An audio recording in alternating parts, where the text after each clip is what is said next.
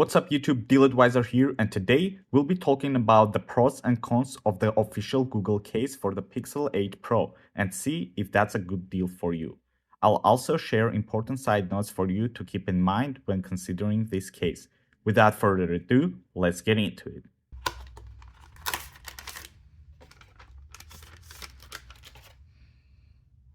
The first thing I noticed about this case is that it feels like a high-end product. The texture is smooth, though definitely on the dry side. It has internal hard shell, so it doesn't bend and keep the shape of the case. I absolutely love the contrast between the matte finish and the shiny glossy Google logo and the buttons on the side. It adds a touch of elegance to the overall design. The buttons on the case are really clicky and feel nice. I absolutely love them, both in terms of the looks and the functionality.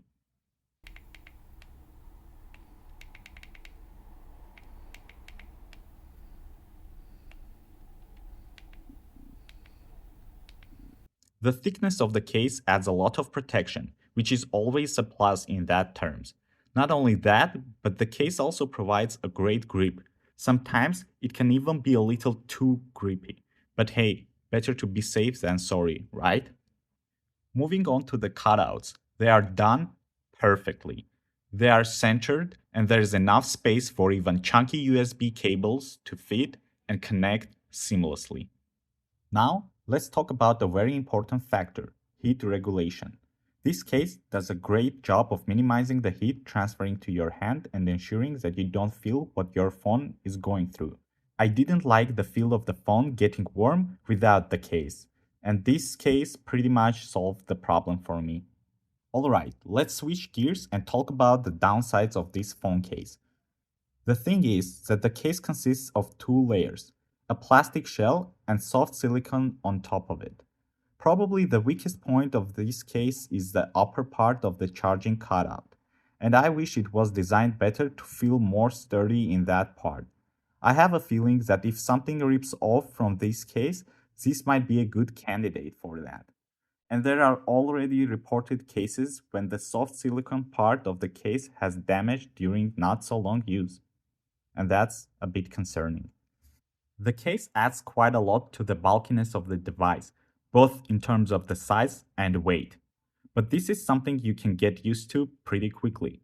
However, if you are looking for a slim case, you may need to consider looking for other options. Another drawback is fingerprints.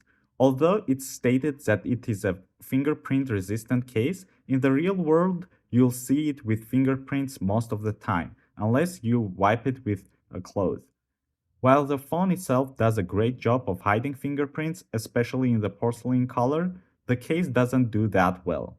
Especially when your hands get sweaty, fingerprints can be visible from various angles. This may be applicable only to this color of the case though. I also want to mention a couple of important notes. The thickness of the case doesn't affect the usage of the edges of the screen. Your fingers will not stumble across the case when they try to reach the edges. I also want to highlight that this case doesn't have MagSafe feature, so if that's a deal breaker for you, you might want to consider other options. The color of the case is called charcoal, which is pretty generic name since charcoal may vary from black to almost white colors. The case, in most of the day-to-day conditions, is either light gray, underlight, or darker gray when there's no source of light. Keep this in mind.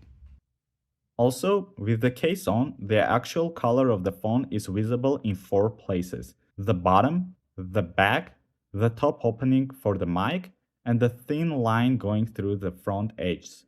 So if you decide to go with a contrasting color case, keep this in mind. I also noticed that many YouTubers put the phone into the case starting from the left side of the phone. Please, take care of the buttons of the phone and place those in place first, before pushing the left side into its place. Your phone will thank you for that. And I thank you for getting this far. I've purchased this case from Amazon for a discounted price of a bit over $26, and I couldn't find a better deal on a Pixel case on the market. Please let me know in the comments down below if you find a better deal. You can find links to the official Google cases in the description down below. Please like this video and subscribe to the channel if you don't want to miss future deals, and I'll see you in the next one.